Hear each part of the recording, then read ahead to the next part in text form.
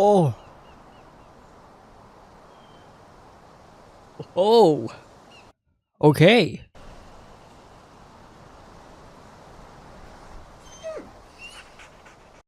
Bird freedom, perhaps. The bird symbolizes bird more than Irving, if we're being honest here.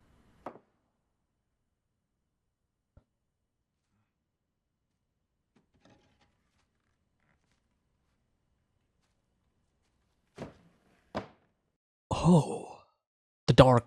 I guess the dark liquid that we saw. Yeah.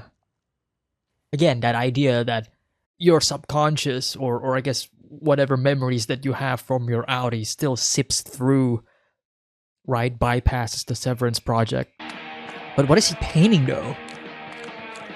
Because he's been painting a lot of the painting that I saw, the glimpse of it, they're all the same.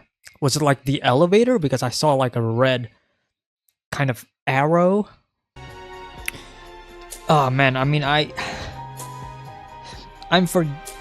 I'm tempted to just go back to the episode where Miss Casey was talking to Irving about his Audi, because I genuinely I forgot some of the, you know, I forgot the specifics of that moment, just so that I can like compare to what we just saw. I'll do it afterwards, after the episode is over, but like very tempted to to do it just now, since we're only just beginning the episode, not gonna lie.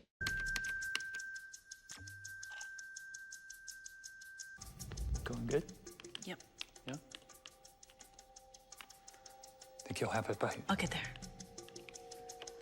Oh, trying to reach. She was at like 75%, right? Last time, or 73. That was like what made it a big deal for Mr. Milchick to. So are they trying to reach 100%? Is she gonna make it? She's gonna make it. Mark. Yes. Beautiful framing there. How's she doing? Gonna be down to the wire. She'll make it. Let's prep for when she makes it. Yeah, okay. That's crazy though. They're monitoring her. I want to schedule a end of the quarter wellness session for Mark. One last time. Really? Mr. Grainer sits with Kier now. And I imagine they're both very satisfied with you. Well. That little eye twitch from Milchick there. Man, I love the dynamic of these two, especially what happened last time. But yeah, they were monitoring her from the monitor itself. I guess from like, is there even a webcam? I don't think so. Did you... I think I did.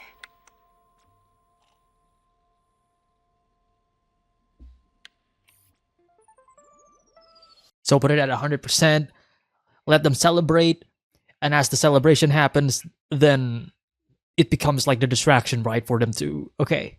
At least that's what I'm thinking, right? That's the plan. I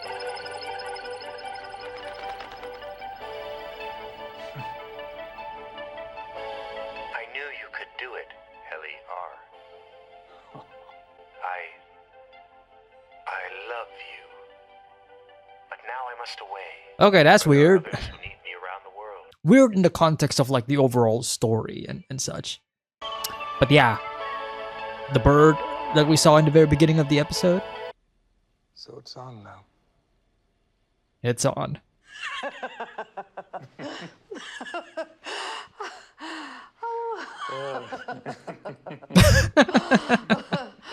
I don't know why I'm laughing. I don't know why I'm laughing too. Fuck you. Fuck this show, man.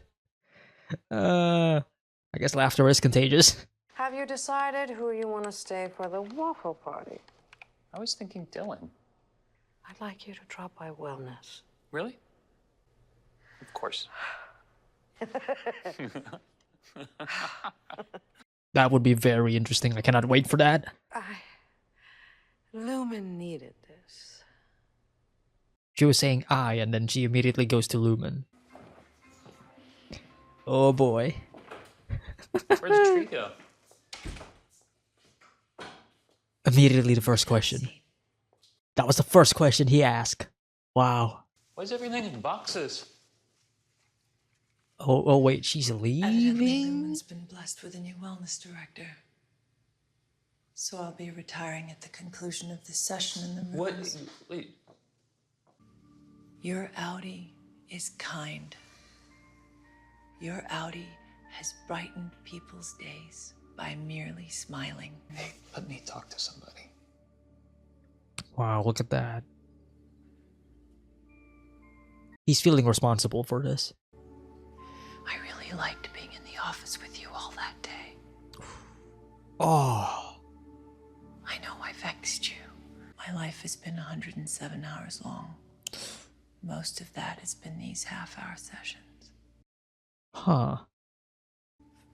I suppose it's what you could call my good old days. 107 hours is very short. Because we're people, not parts of people. Yes, You know, yes. for what little they gave us, these are our lives.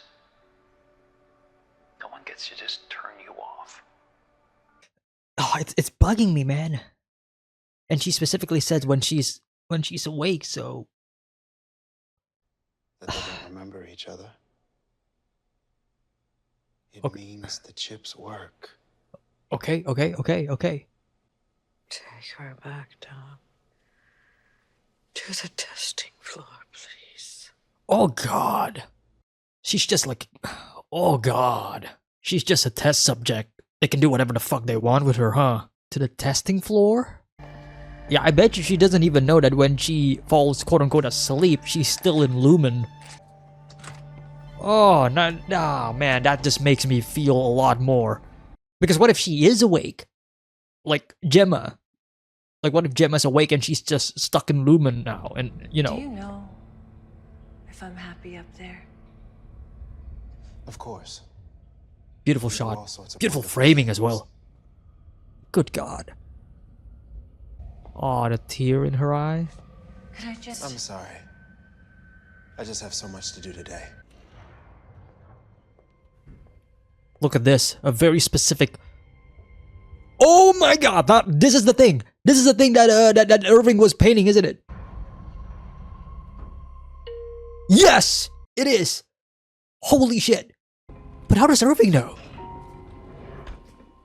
What? Ah, man. Fuck, I want to pause and talk. Any macro jats ready to party? Yeah. But yeah, an elevator within the severed floor. I don't think that elevator goes up, man. That elevator goes down, I think. I mean, the arrow is pointing down, so. A man whose mind is as sharp as his incisors. Right, bud?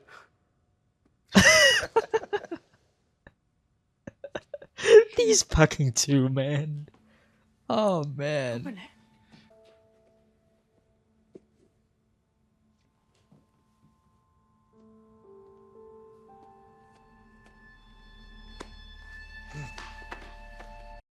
Wait, what was it? Oh, is it one of those? The vibes are immaculate.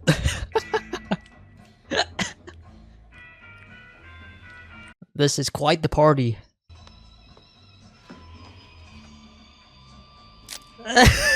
Little thumbs up.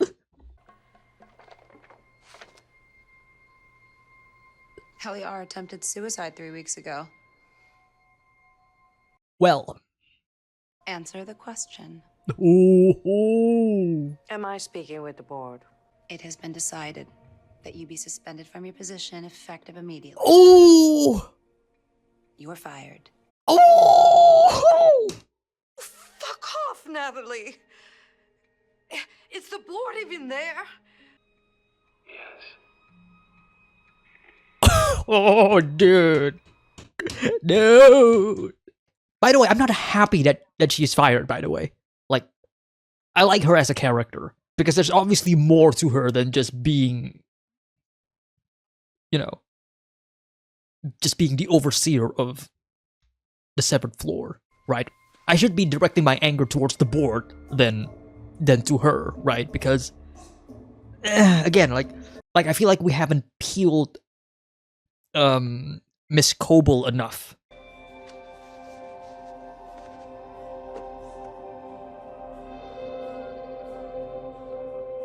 Oh. Oh, what a development for Irving's character there. That was great. Oh my god, look at this framing, man. What is this cinematography? Beautiful. Psychology, the mirror world. Oh man, look at the colors. Very deliberate. We're all assholes out there. Oh man, what an episode. Well, that's a given for me. Yeah. I just hope it turns out I have things I care about. Oh. Like, for real. You pretended to care about me pretty well. Oh, he didn't pretend about that. He genuinely do care about you, though. You're easy to pretend to care about. Fuck, man. Oh, I love these two so much.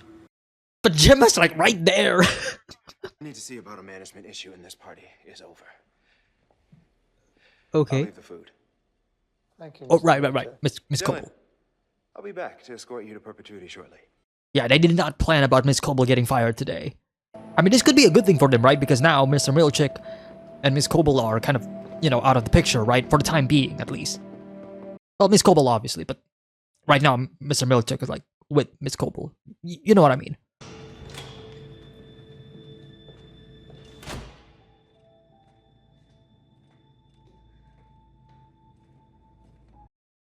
Was Milchick the one who actually gave the board the photo sets?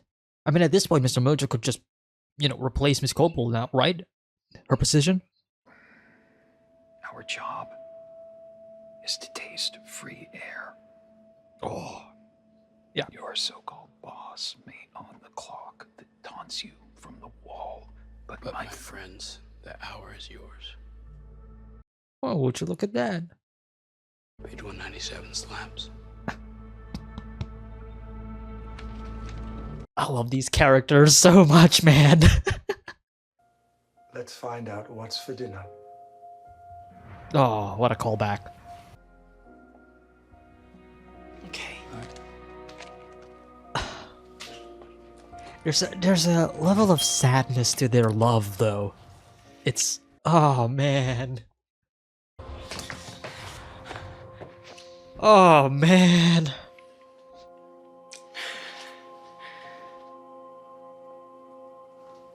In case we don't come back.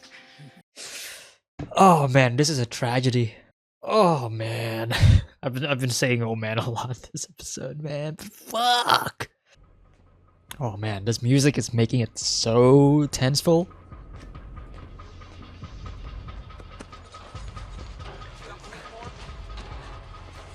What's happening?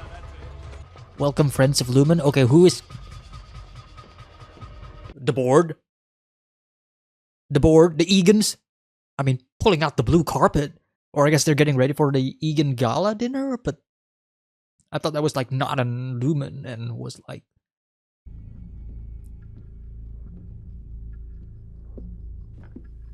Is that not the way the sandwich was styled based on what... Oh no, that's waffles. Fuck me, I thought those were the sandwiches that that Milchick and Helly were having conversations of in like the second episode. Fuck her goddamn soul forever into hell. Don't send fire until he fucking dies. Go what? Go now and something future? Go now to the founder's bed.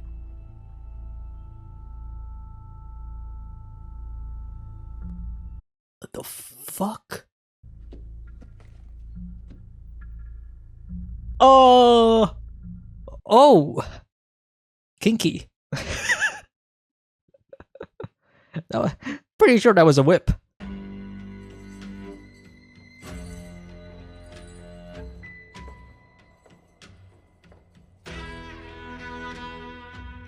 I mean, this is beautiful though. The music, the choreography, the cinematography as well. The goat. Are they reenacting the painting that we saw?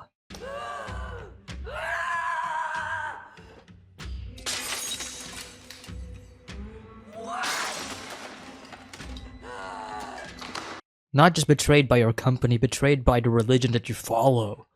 Your beliefs are in shambles. Her beliefs. My God, this sequence is incredible. Oh no, I get it. I mean, it's not a funeral. So.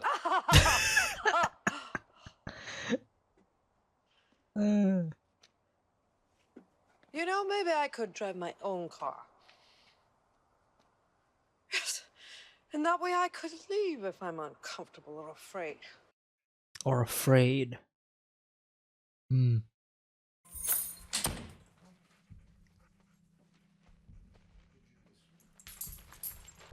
They're showing Mark, they're showing Irving, they're not showing Helly.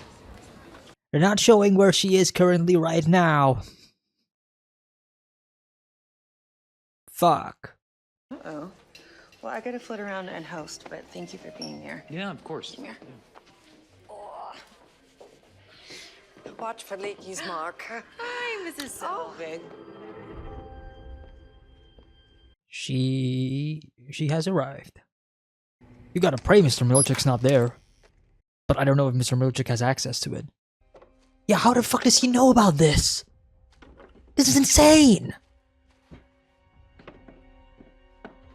Because this means that Irving has seen it, right? Irving has seen it and that memory has been seeping into his psyche, but...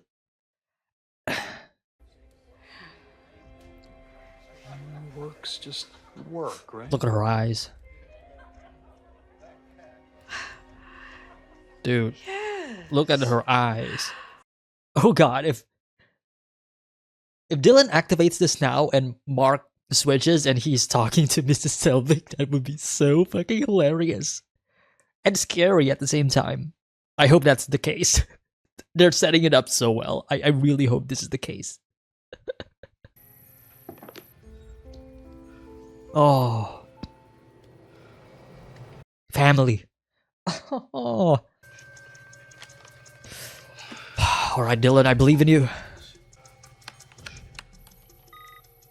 I saw Casey. Casey C.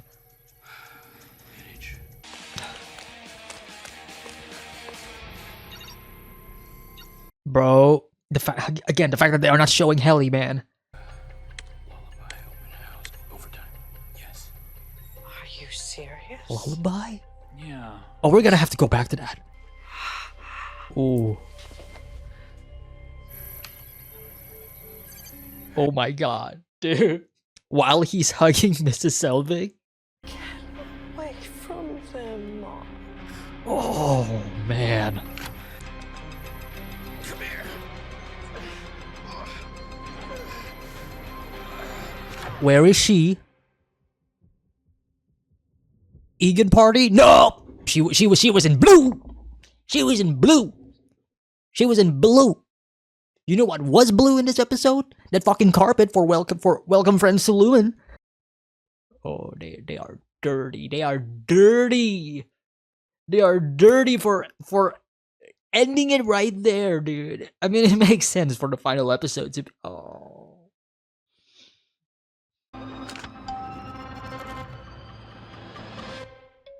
What? I said, are you alright? Yeah, I'm fine. Maybe you should talk to your sister. It's an important decision. Dude! Yes. Stop by the bathroom. Gotta keep your composure, you know? I think it's the other way. Dude! Dude, this is so... Okay. It's like a whole new world for him, right?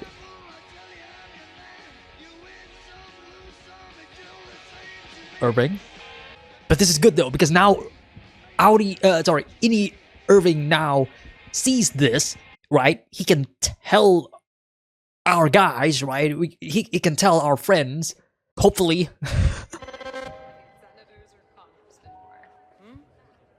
Yeah. How many of those have you had? Just this one. Yeah. Oh, yeah. Gabby. Natalie, hello. Hi. Oh, yeah. Gabby, this is Helena Egan. Oh, yeah. Oh my gosh.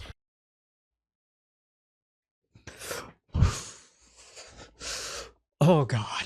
Is this not one of the best shows ever? Dude! She is so...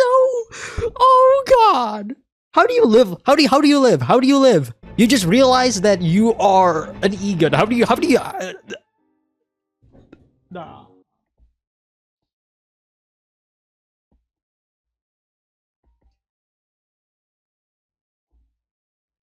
I gotta lie down.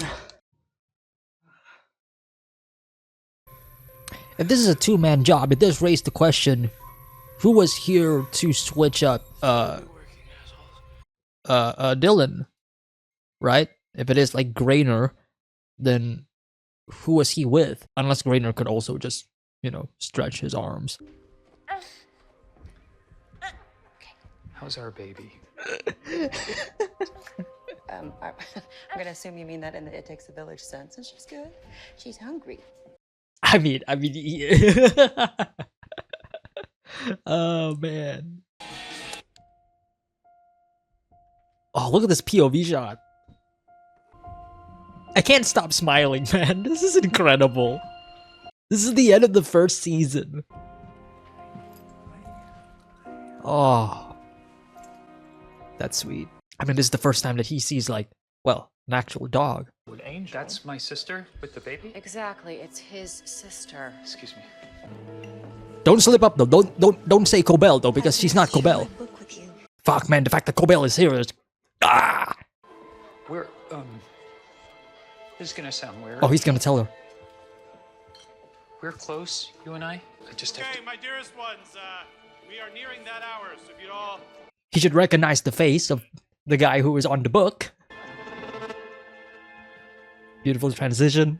I mean, last episode was great. Last episode was like one of my favorite episodes of the series. This might actually take the cake.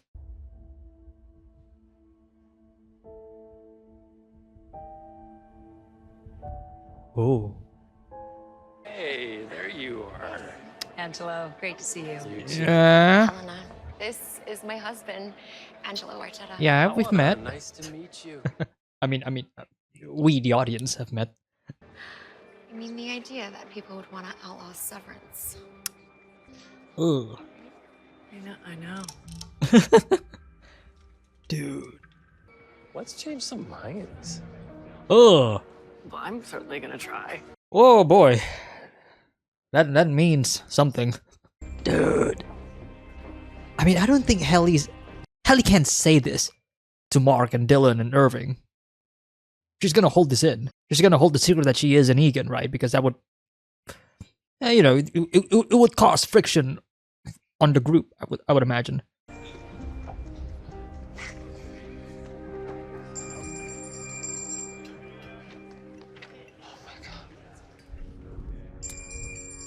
Sorry, you can't unring the bell. Ringing app, apparently. Eleanor, I love you.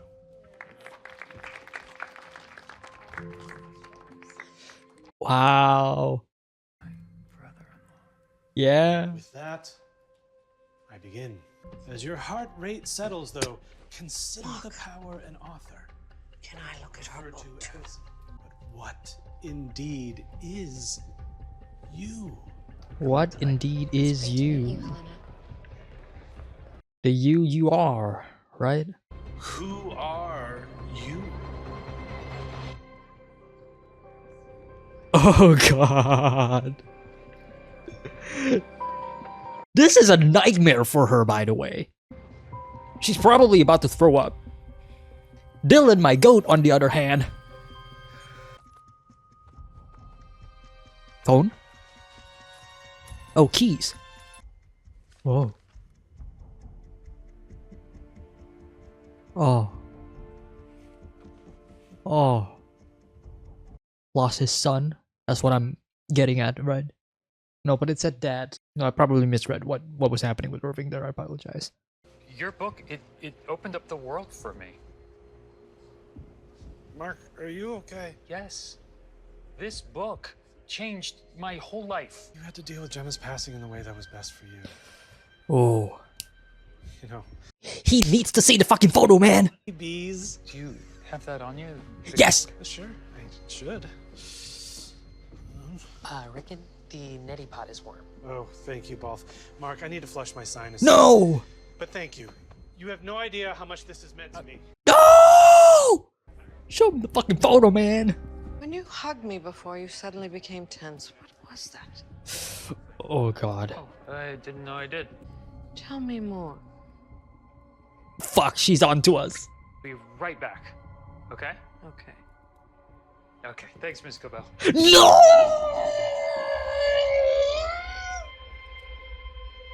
He said it. That was a slip up. No! No!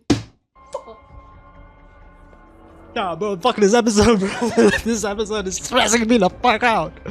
Nah. All the photos that Mr. Milchick took, right? Look at how happy she is. Come on. Mrs. Selvig. Hi, can you take her for a quick sec while I talk to Mark? Of course, love. Mark, all right? Yeah, he's fine. Thank you. You're an angel. Dude, Mrs. Selvig is also stressed out right now. Come on, Mark. You gotta tell her. Convince her somehow. I mean, it's gonna be hard for her to, to convince her, but you gotta. Or at the very least, ask her for the photo, right? Dude. Like, My dad would love for me to sit here and say that I'm taking this job out. how do you feel betrayed by yourself? Here, Egan, calling me to service.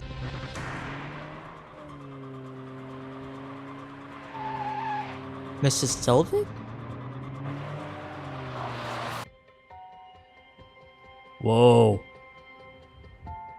Whoa.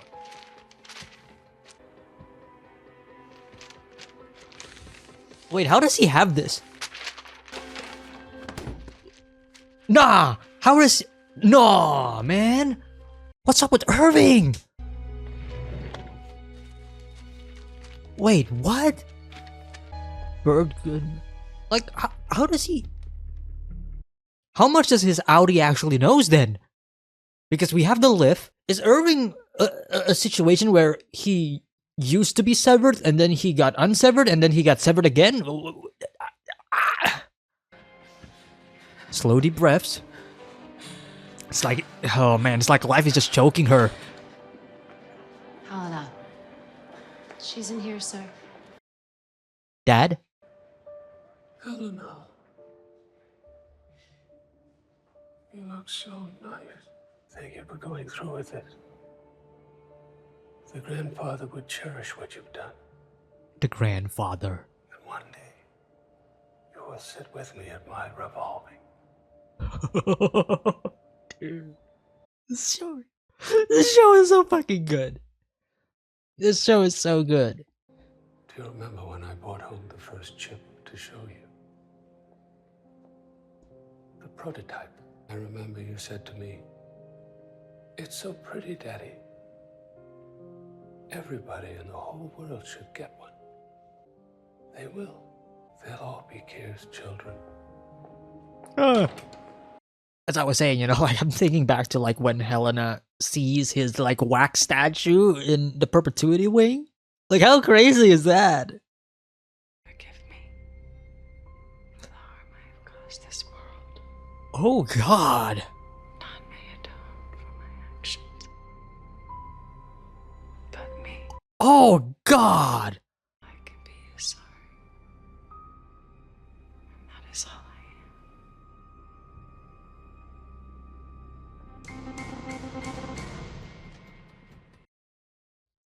She's reciting that on her own will. Oh God.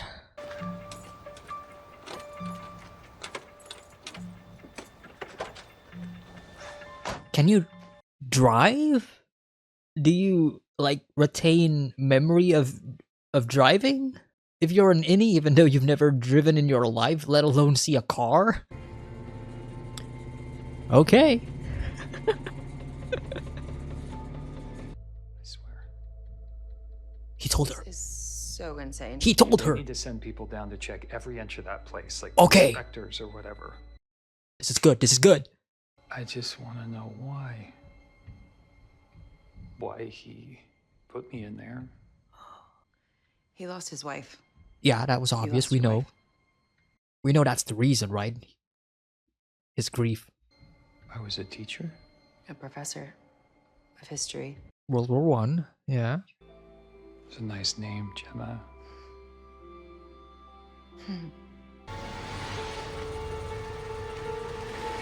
Oh my God, that's Miss Coble, isn't it? Oh, what a nice way to change POVs there. This is amazing. Dylan, they've been plotting this all along. Helly's at the gala. I'll take care of Helly. I'll fix it like I fix everything. Get to the security office and shut it off now. Man, this... Oh, yeah, I love that. The way the camera's like shifting, rocking back and forth. Dylan! Dylan! I know you're in there, Dylan. Open the door! Fuck you, Mr. Milchick! Yeah, fuck you, Mr. Milchick. Gotta hold on, Dylan. Lumen has their hands in so many pies. Exactly, Do you exactly. understand metaphor? Yeah, hands and pies, I get it. I think we have to be really careful about who we talk to. Why is Cobell here? What? My boss from Lumen, Ms. Cobell, she's at this party. What are you talking about? Jesus fucking Christ. She's holding my baby. Well, not anymore. She's like away, but like.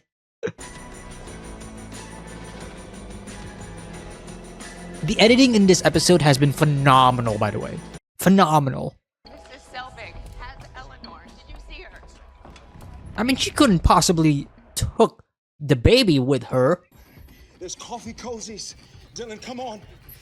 Oh, look at Say the the word and I'll get you a coffee cozy literally right now, Dylan. desperation in his voice. I want to remember my fucking kid being born!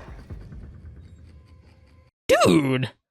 You hear the voice? Man! Everyone's doing the best performance of their Severance career right now. Everybody's doing an insane good job here.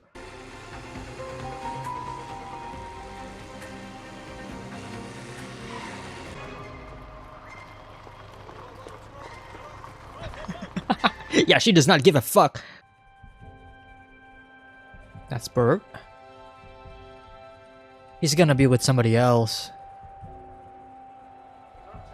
Oh yeah, he's talking. Yeah. Oh, you see the pain in his eyes. Oh, thank God. Devin, I got her. I'm the one who found her. I'm the one who found her. Give me points. Photo, photo, photo. I'm here tonight. Dude, I am scared for how this episode is going to end. A kind and empathetic revolution that puts the human being at the center of industry. Is it you? I'm gonna kill your company. Mark will suffer. You'll be long gone. But we will keep them alive. In pain. Okay. Okay, Cobell. Like, I get where she's coming from. What a shot, though. Ah, this episode is peak. But why don't we hear from someone who can tell us all about it firsthand? Ladies and gentlemen, our guest of honor, Helena Egan. Dude, the way it opens up. Ah, opening the mind, opening the head. Ah, literally opening up so you can see the innie, right? Oh, man. Come on. Mark has to tell his sister, Rickon, like he's got to tell everyone, though, that Gemma's alive. Yeah, go tell her, go tell her. My name is Helly R. I'm an innie. Woo! And everything they told you about Severance is a lie. We're prisoners! She's alive!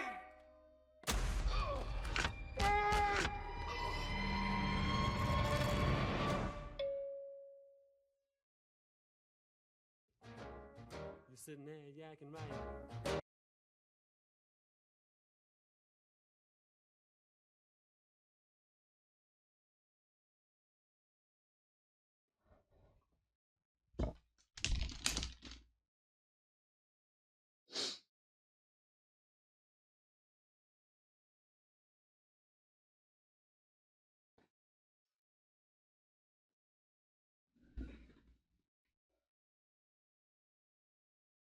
I mean,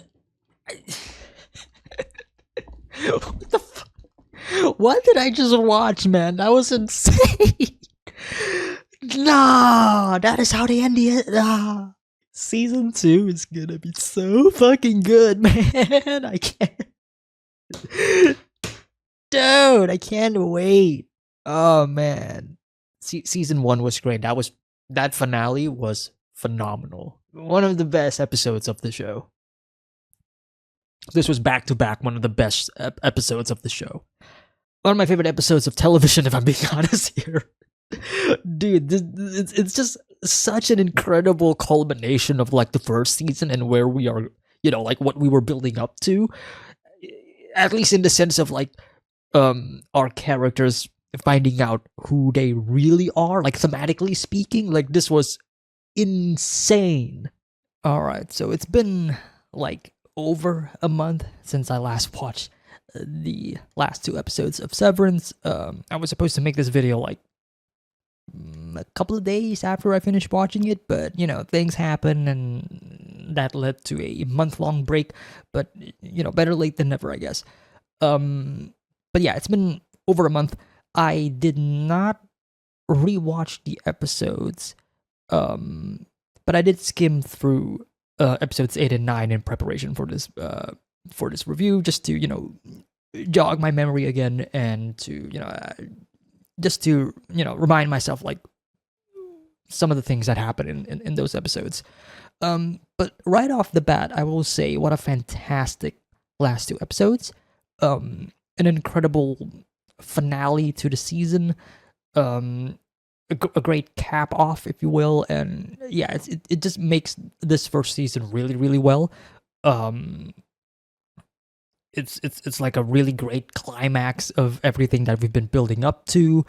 I think it paid off really well, and of course, by the very end, we got the cliffhanger, and I cannot imagine how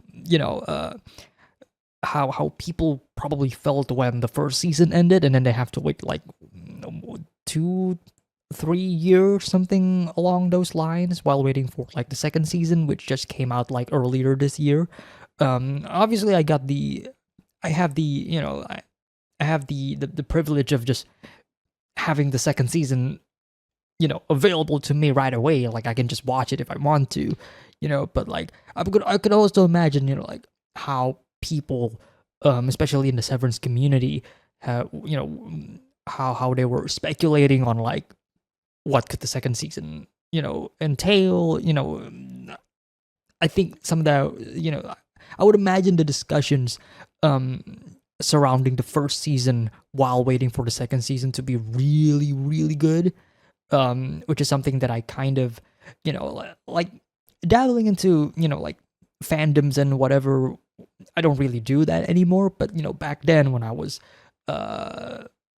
dabbling into like some fandoms in like anime, for example, like it's always fun to discuss and to analyze and to engage with the community, especially with a show like this where there's a lot of mystery involved, where there's a lot of hidden secrets, hidden details, maybe things that aren't necessarily important, but people are hyper fixated on those certain things, and lead that could lead to a wild goose chase of like, what about this, what about that, like that would be really I think that would be awesome to experience. And maybe I'll experience that once I finish the second season while waiting for the third season, maybe, right? But all in all I'm trying to say is I feel like the first season is really good. And it's it's one of those shows where I think the appreciation for the story and the characters, the writing, and the show itself could be amplified by these such discussions. And obviously, while I'm gonna be discussing the the last two episodes here, well, obviously this is gonna be like a one, uh, I guess, what do you call it? Like, I'm the only one who's gonna be yapping here, obviously, because the people, you guys who are watching my video here, who are gonna be watching my review, obviously you know some of the things that I don't know, especially when it comes to like the second season, or like some revelations that have not yet happened here. So I may be talking some stuff, might be completely off the rails, maybe some completely wrong, but it is what it is. That's always what's gonna happen when it comes to like my discussions around the channel. But anyways, yeah, let's start with episode 8. Episode 8. One thing that I didn't immediately caught on to was radar. Because going back to like the second episode when Miss Casey was giving that wellness check with Irving, she specifically said your Audi likes the sound of radar, and radar is the name of Irving's like real dog, like his pet in the outside world. And I thought that was really clever. I thought that was really fun. I didn't get it when I was first watching it. I was like, oh, he has a dog, right? But it's like once I immediately remember, wait a minute, that's radar. That's really cool. Again, it's one of those like really small details where if you remember it, that's cool. If you don't remember it and you go rewatch the series again, it's like, oh my god, there it is. It's one of those things. It's really cool. And I guess speaking of Miss Casey as well, we'll go back to Irving later because we're gonna talk a lot about Irving. But going back to Miss Casey again, another thing that I noticed throughout the series, not necessarily in episodes 8 and 9, but in like previous episodes, I forgot which one specifically it was. But the candle that that was in Gemma's little box in Marx's home, right? That Miss Cobell kind of entered, and then she was like rummaging around it, and then she was smelling it, and then she said no, or something along the lines like that. Like, that is also another little detail that like if you blink it, you miss it.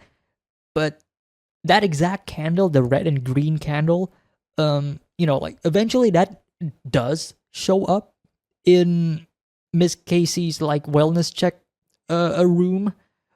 But again, it's like, since it's like in the background, it's like, again, if you miss it, you miss it, right? But it's one of those little details where I feel like if I had noticed that, if I have seen it immediately, then I feel like that would have strongly I feel like that would have been a dead giveaway of like who Miss Casey is, because my, even though my theory on like who Miss Casey is eventually became correct, right?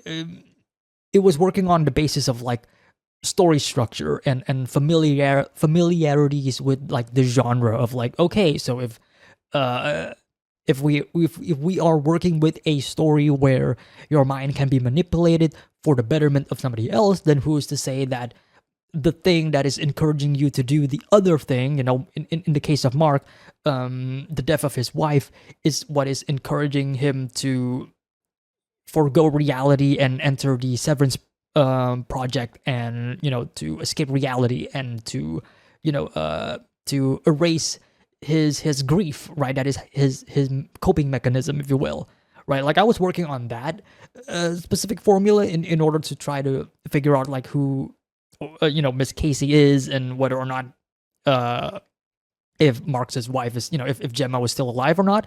But I feel like if I had immediately noticed that there is a candle that is pretty much from Gemma's box that later appeared in Miss Casey's room, I feel like that would have been a completely dead giveaway and would have saved me like so many speculations. And I'm sure somebody has already mentioned it, or maybe someone who who were watching the show for the first time probably already noticed it and immediately caught on to it. But like, yeah, again, it's one of those things that I just want to mention out. since we are talking about like not just episode 8 and 9, but also like the first season as a whole here. But yeah, episode 8, really good episode that leads up to episode 9. Going back to Irving again, as I wanted to. Irving's character development in the show has been nothing short but incredible in my eyes. Because he is this character who, at first glance, when we first met him, comes across as this very devout person, right? He's the old guy who's very devoted to the cause, who believes in the system, who almost worships the company as his religion, if you will, right? And speaking of religion and how that aspect can correlate to the show in general in terms of like the Egans and their philosophies, right?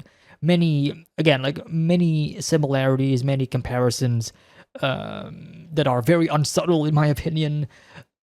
But like Irving's character right now, to me, feels like he is as if he is like this very religious person who has been betrayed by his beliefs and now is probably the most anti-religious out of all of them, is what I'm trying to get.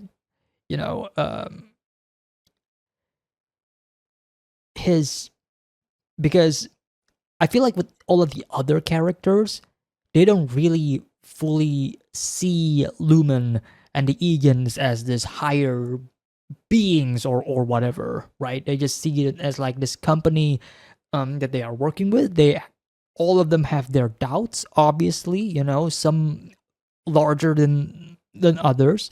But Irving has always been this no, right? He's always been this, a person who is ignorant of the faults of the company, right? He always wants to see like the truth and whatever, right? The truth, right? Always respects the Egans and whatever. So I feel like when it comes to Irving, it is much more damaging, right? It is much more damaging if you would betray if you would betray the person who believed in you the most, because that would make that person to be your number one enemy. And that is how I feel with Irving right now. And it is something that I don't think the other characters possess the ability of, right? The ability to hate Lumen as much as Irving is what I'm trying to get. Maybe I'm wrong, right? We'll see in season 2, but I would not be surprised, right, if when season 2 happens, well, it already happened. When I eventually get into season 2, I would not be surprised if out of all of the 4 characters that we have been following along from macro data and refinement, I would not be surprised if Irving would be the one that would elicit the most hatred towards Lumen. Even though Mark's situation is absolutely fucked up, right? And we should be, he should be the one that we should be rooting for the most, right? But what I'm trying to say is like Irving, he's the one whose trust is the most betrayed by the company, right? So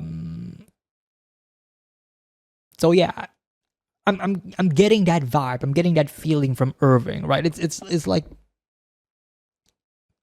tying it into like actual religion. It's like when someone who is like the most devout Christian becomes an atheist, right? Like that lead up is like to me, like it's like you don't get to that point without something bad happening. Well, not something bad, but more so like when your fundamental beliefs were shattered at some point. I'm not saying that that's a bad thing, by the way, speaking from my own experiences. But it's, it's more so that it's one thing when someone who was never really religious don't believe in the religion, and it's another thing when someone who is religious no longer believes in the religion, right? And that is how I see Irving as a character here, which is why I'm really excited to see where whether we're going to be taking his character in the future. And while also still speaking about Irving, the whole painting thing, especially the elevator, and this ties back to Gemma, I suppose. I'm still confused. Don't answer, obviously, because it's meant to be confusing, right? Because how does he know about that specific section, right? Because it's pretty clear to me that the people that we've been following, our characters, obviously they don't know the entirety of the severed floor, right? It's a point within the show, right? So how does he know, right? And it gives some, if we are theory crafting here, I think it is possible that Irving has seen it in order for that subconscious memory to kick in and for his outie to keep painting it as if it is a nightmare, right? But how it came to be is the question, right? Like how does any Irving know about the dark corridor with the elevator going down? But obviously he doesn't know it. He doesn't remember it at the very least, right? So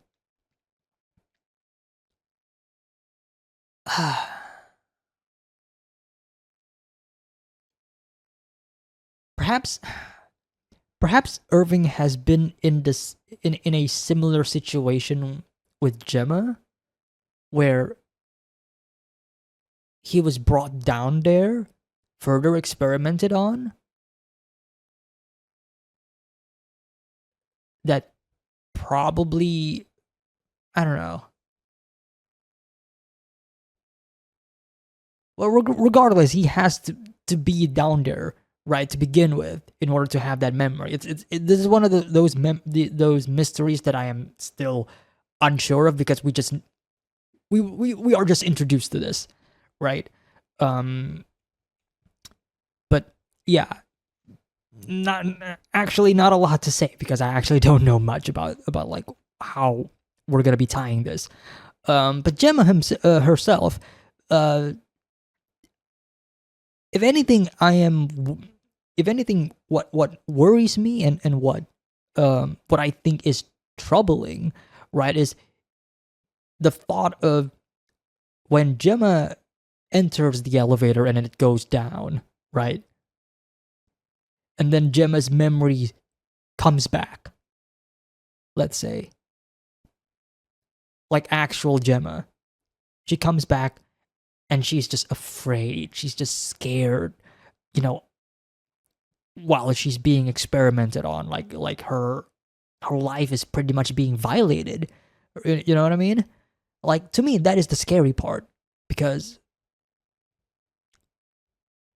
how do we go from I mean like the thought of like Gemma being tortured down there, like actual Gemma being tortured down there, and she's like screaming, begging for help for Mark. Again, just speculation, right? Just think of like the worst thing that could possibly happen to her down there. But like, while she's experiencing all of that, and then she comes back up, and then she's Miss Casey again, and then everything's like fine. She's very soft spoken, no emotion whatsoever, like very calm, monotonous. Like, that is just creepy and fucked up on so many levels, right? I think that is the mystery of what is down there. To me, that is more enticing, to me at least, for now. That is, to me, that is more enticing than what the actual thing that Lumen is doing with like the goats and whatever. You know what I mean? Like that's still a mystery. We kind of have an idea of like what Lumen's final goal is. When we were following Helly in the final episode, right? They want to legalize Severance to the world, right? So basically they want to control humanity. That's basically it, right? For a good cause, of course. Which is crazy. It's authoritarian. It is, right? To make the world a better place, they want to control your lives. But you can be happy though because you don't have to know. You know, like that's like the crazy part. You know, this is also really funny. Because I showed the first episode of Severance to a friend of mine. He watched the episode, and when I talked about him, you know, when we were discussing as the first episode was over, when I was discussing about like, so what do you think about like this, you know, what do you think about like the Severance project? You know, like this idea that you can just erase or you can split your memory where one of you is working and the other you is just living life. And his first response was that of positivity. Think about it. His initial response, my friend's initial response was that, well, that's great then. I want that. He wanted that to happen to him because he felt like he was having trouble or he felt that it is very stressful for him to work. So he would rather not want to think about working so he can think about enjoying life outside of work, right? And it's a fascinating it's a fascinating discussion that we had because again, like that is his first initial impression of the Severance project, and then I, you know, we talked a bit more and more and more, and then I explained like the not just the ethical problems of it, but also like, well, what about your other self, right? Like your other self might, you know, like you're not solving a problem, you're ignoring the problem. You're literally ignoring the problem, right? You are severing your work-life balance. You may feel like you are happy right now, right, at life, but your other selves at work, he's probably suffering as well, right? He's probably suffering more than you. So, but it's his initial response of like, yeah, I want this. I feel like that is what fascinates me.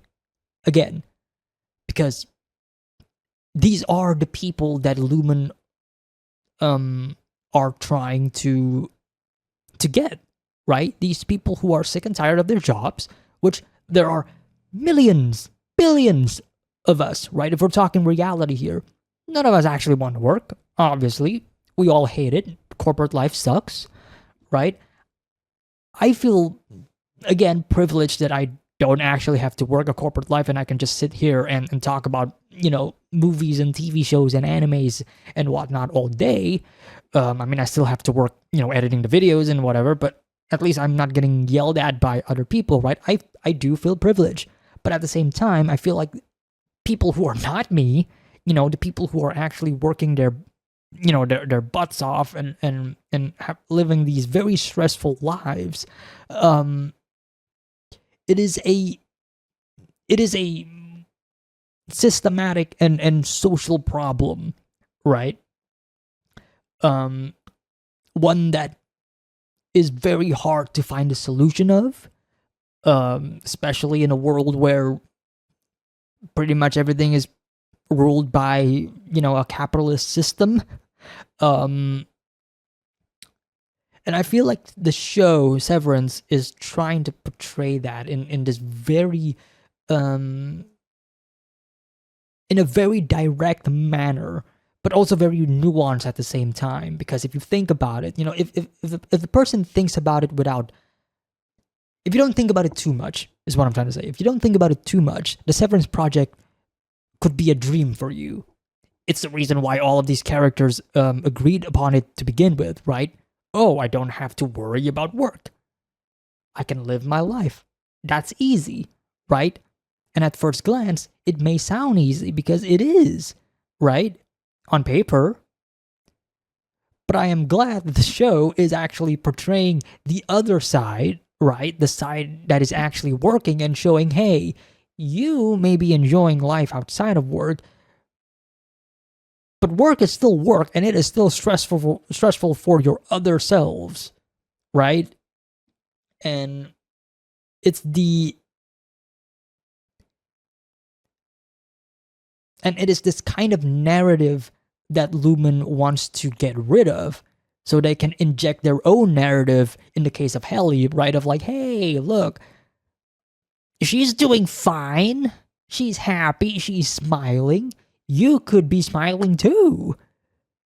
And that's crazy. That is fucked up, right? It's so insane. And yet the fact that a lot of people are probably going to be on board with this is what is troubling me. Not just in the world of Severance the show, but also in our real world, because I feel like a lot of people are going to be okay with this as well without thinking of like the ramifications. They don't really think about like their other selves. They don't think about themselves. That is what, that is what gets to me. And it's these kinds of and I'm glad that the show, and I'm glad that Severance is eliciting this type of discussion out of me, because it is really fascinating. It's really fascinating. It's really cool. Cool might not be the right word to say. It's it's cool that you are suffering. No, but it's really fascinating though. And obviously I want to hear your thoughts as well, like in the comment section, like how you feel about all of this. Because it is, it discusses further into like the inner psyche, your own individuality, and all that stuff. I really love the show. It's great. Moving on to episode 9. I think episode 9 is fantastic. It is an incredible season finale. I feel like, in terms of like the overall direction of episodes throughout the series, episode 9 really stood out to me. Because it is stress inducing. I mean, if you see my reaction to, episode 9, I was just literally standing up and trying not to scream. But, it's really well done. It's great. The reveal of like who Helly is, I thought was genius, whether you saw it coming or not. I find it to be like really, it still hits, because it's like, oh shit, it is happening, it's really great. It's also like this really horrifying situation as well. I think what I also really appreciate about Severance, sometimes when it wants to show horror, it executes it in a way that is really effective to me in the psychological sense. Because, Severance is not really a horror show, but the psychological toll that it is presenting to our characters, especially when it comes to revelations about your own selves, I think is really effective. And when it comes to Helly, I feel like that is like one of the best examples of this.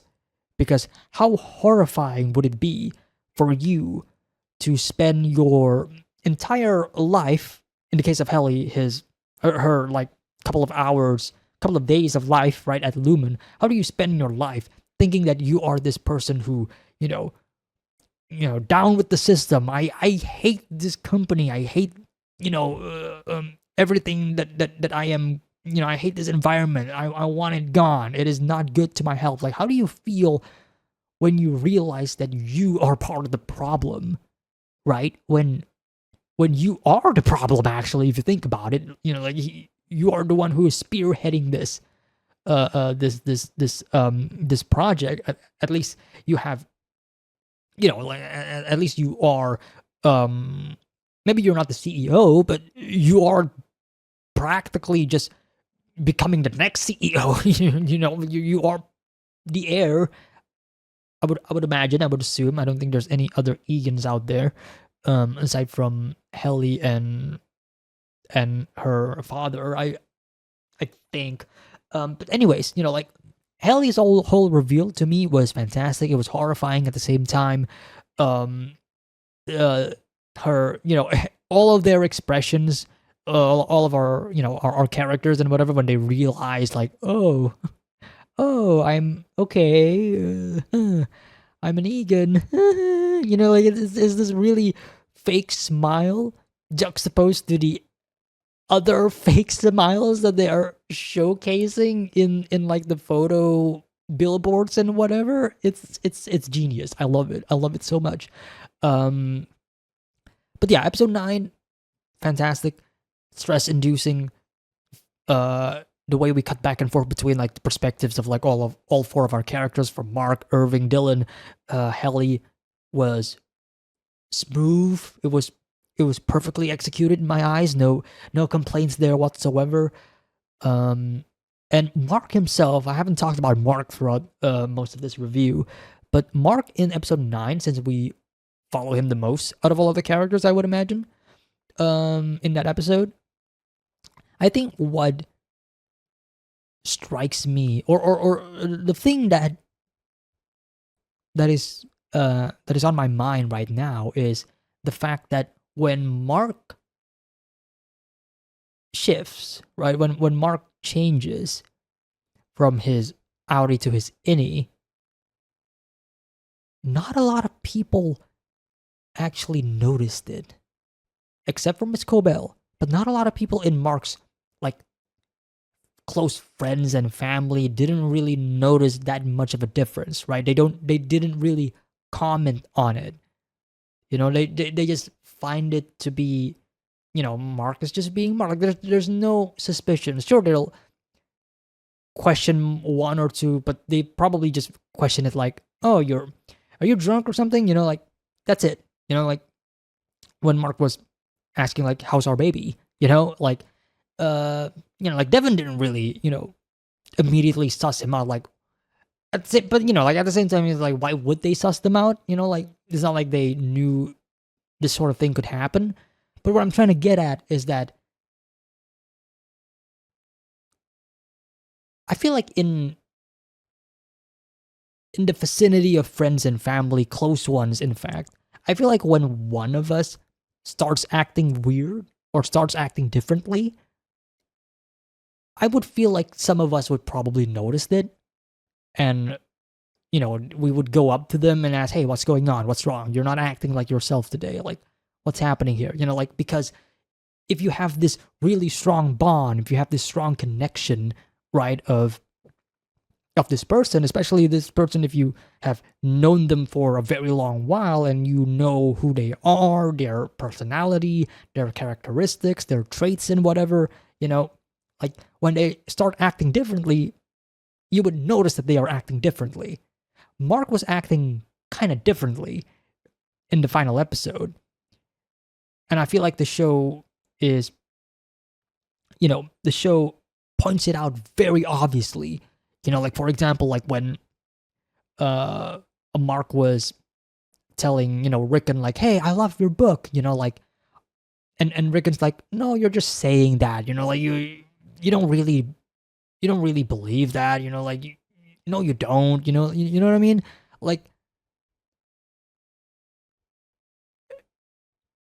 they didn't really question it that much. And what I'm trying to say is, I think that's kind of sad. I think it's kind of sad because I feel like that kind of goes to show that these people aren't really close to Mark to begin with. And the only one who noticed, the only one who was suspicious of Mark was his boss. It was Miss Cobell. She's the only one out of all of them who noticed that Mark was acting really weird, really differently, and thus she started, asking questions about him, you know?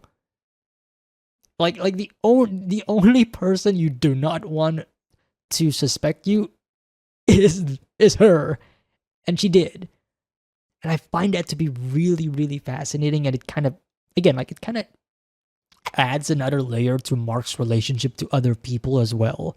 I may be reading too much into this, by the way, but I'm getting that feeling of like Mark was never really close to these other people. I mean, the awkwardness from the very first time that we get that table discussion with no food and whatever, like, it's very awkward, and Mark was also sitting there very awkwardly. He's like, yeah, World War II, they didn't call it World War One because World War II didn't happen yet, and everybody's like, oh, right you are, Mark. Like, that's so awkward. Purposefully awkward. But it also shows there's this emotional distance between them. I don't know. That is one thing that I picked up on. Curious to see like how true that is, or if I'm just yapping. But it is fascinating to me, for an episode where characters are switching their other personalities and other characters aren't really noticing it. Same thing with Helly, by the way. Because you could say that Helly and Mark are trying to keep up a front, But again, the fact that one person noticed, right, in this case, Miss Cobell noticed Mark's, the fact that one person noticed means that they're not really putting a good front, right? A good front is when nobody notices at all. That's a perfect front. Mark didn't do a perfect front. In fact, as an audience member, I think it's pretty clear when Mark is an innie and when Mark is an outie, because we spent like over 9 episodes with them. We know how they interact with one another when they are, two different characters, if you will. So there is that. Yeah. What else do I want to say? I really love Dylan. I haven't talked about Dylan yet. Throughout these 2 episodes, I really love how he really. I love that moment when he pulls up like the thing that he requested, and it is just the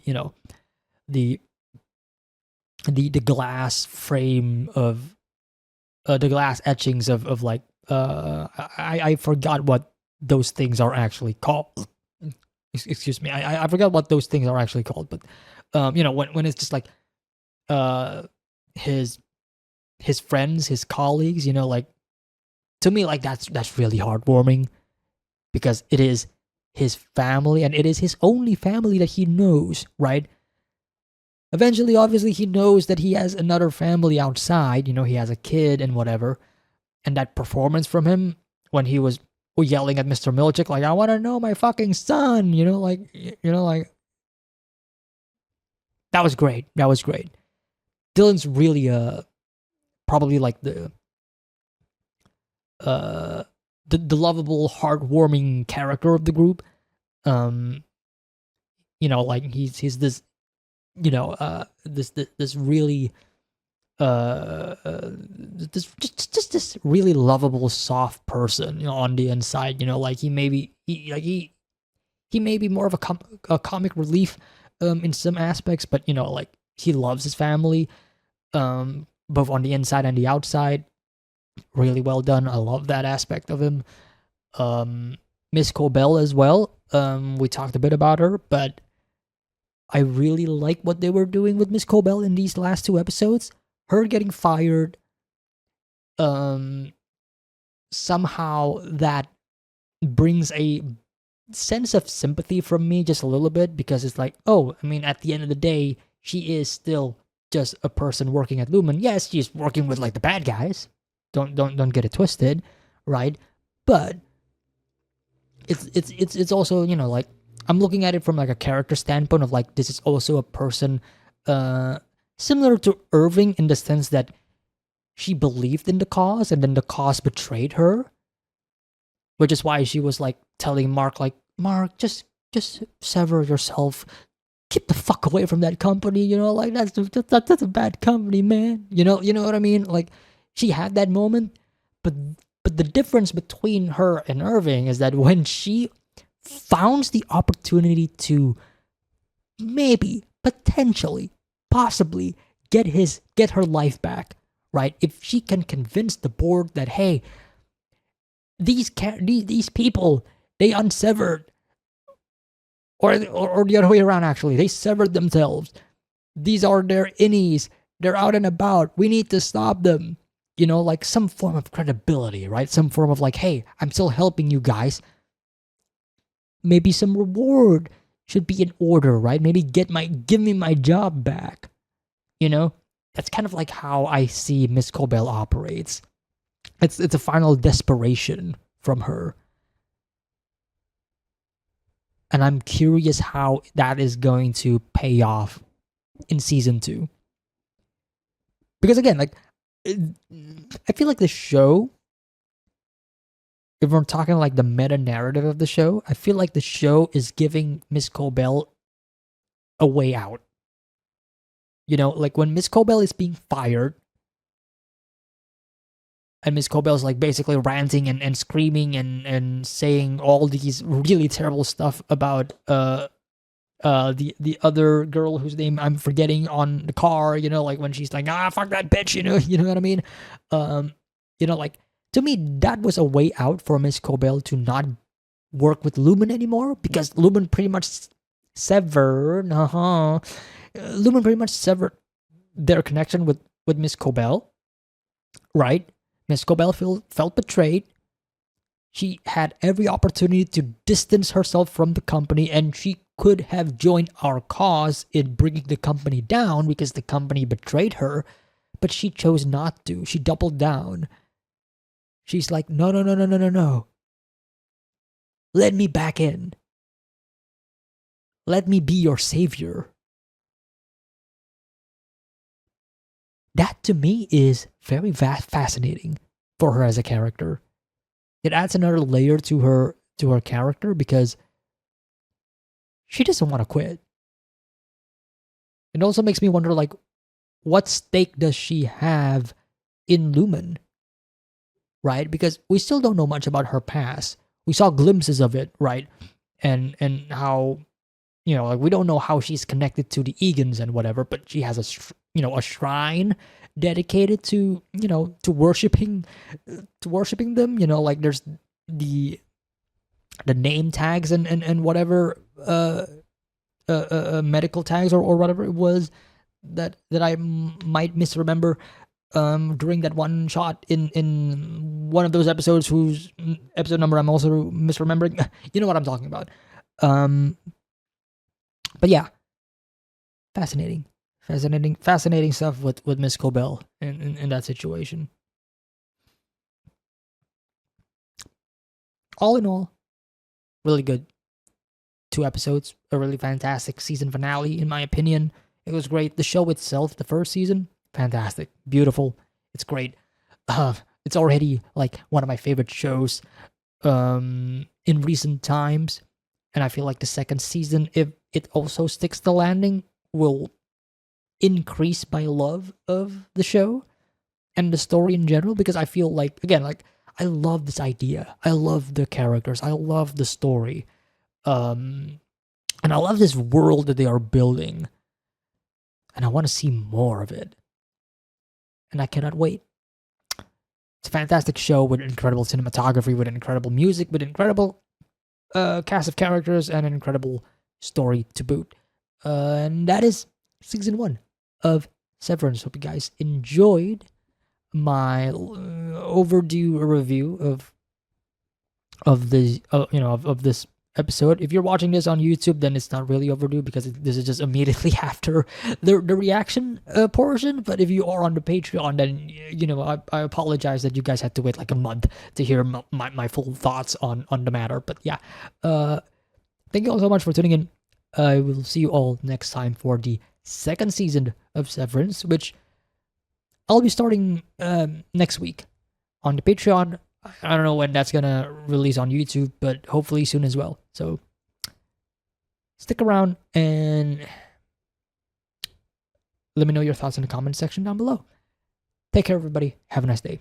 Peace.